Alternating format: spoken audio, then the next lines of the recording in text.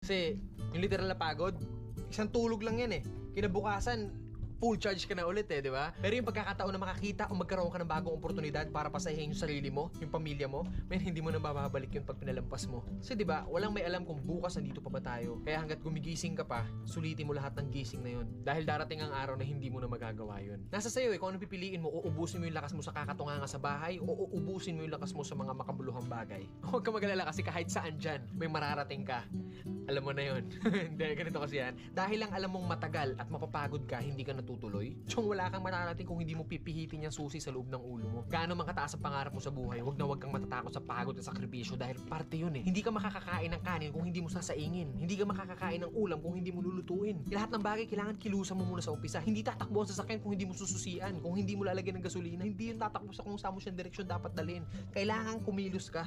Kailangan ng lakas mo para marating mo kung ano yung gusto mong marating sa buhay. Sayang yung oras. Oras kasi ilang oras lang ang binigay sa atin dito sa mundo. Depende sa atin kung saan natin yun ilalaan. Huwag ka matakot sa pagod kasi yung pagod isang tulog lang yan. Bukas malakas ka na ulit. Matakot ka sa oras na sinayang mo kasi pag lumipas yan, kahit tumambling ka pa ng 100 beses dyan, hindi mo na mababalik yan.